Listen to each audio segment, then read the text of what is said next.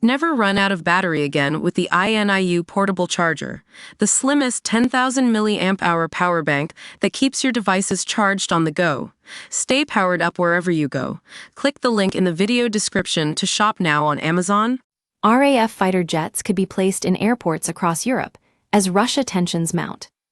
RAF fighter jets may be placed in regional airports across Europe in readiness for high-tension scenarios with Moscow.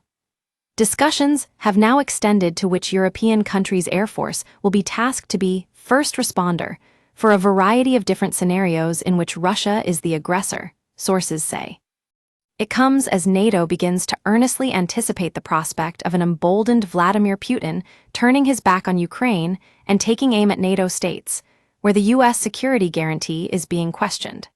One plan is for Europe to build a vast missile defense system, similar to Israel's Iron Dome, with the explicit purpose of shooting down rockets launched by Moscow. The Agile Combat Employment (ACE) initiative was originally a U.S. idea devised in 2021 to be used in potential hotspots around the globe, such as the Indo-Pacific, Middle East, or even NATO's eastern flanks in Europe. But Vladimir Putin's invasion of Ukraine the following year and concerns of a subsequent war involving NATO has broadened the threat. For the UK, positioning fighter planes at regional airports in regional airports, such as Southend, Teesside, and Liverpool, for the first time since the Second World War, will ensure the survival of elements of the RAF's quick reaction force after any direct attack on their bases. Eurofighter Typhoons based at RAF Lossiemouth in Moray protect the northern sector of the UK, while those at RAF Coningsby in Lincolnshire look after the southern sector. Other combat jets, such as F-35s and larger aircraft, will also be rebased in times of imminent crisis. The RAF has already trialed the repositioning of small clusters of Typhoons and F-35s based in Norfolk, Lincolnshire, and Scotland, to a select number of regional airports which have runways able to accommodate them. Other measures include the ability to take off and land from motorways. But new plans may see a mix-and-match approach, which places jets in the country where they are needed most, crucially ensuring that regional airports are equipped with enough fuel and supplies to allow fighter jets to land there and carry out quick, operational turnarounds before taking off again. Though implementation of ACE is being coordinated with the United States Air Force Europe, USAFE, the issue was discussed in a recent meeting of the European Air Group.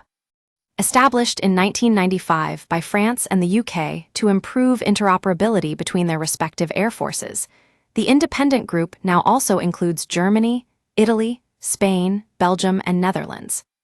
In its latest report, the EAG confirmed it was translating the strategic aims of ACE into tangible events at the execution level, though several projects. As senior officers gathered at EAG headquarters, RAF Command in High Wycombe, one of the topics discussed was which member would be the first to respond to different attack scenarios. Though final decisions are left to the US-led Allied Air Command, some progress was made, said a senior RAF source.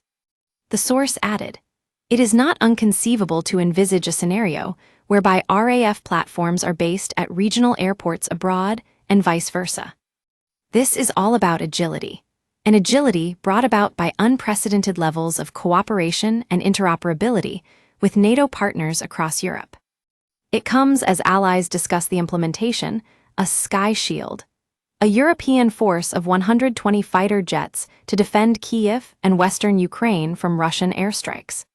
At the same time, the UK is leading the call for a multinational stability force of between 30,000 and 65,000 troops in Ukraine to act as a tripwire against further Russia aggression once a peace treaty is signed. The force would be part of a coalition the willing outside NATO and not include US troops. Russia has already begun a so-called hybrid war against Europe. In December, Finnish authorities seized an oil tanker they suspected of having severed undersea power and internet cables. It is among a raft of incidents which led to NATO launching Operation Baltic Sentry, with increased maritime patrols.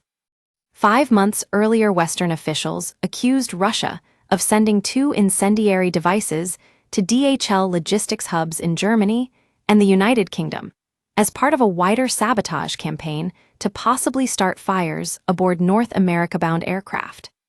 We use your sign-up to provide content in ways you've consented to and to improve our understanding of you. This may include adverts from us and third parties based on our understanding.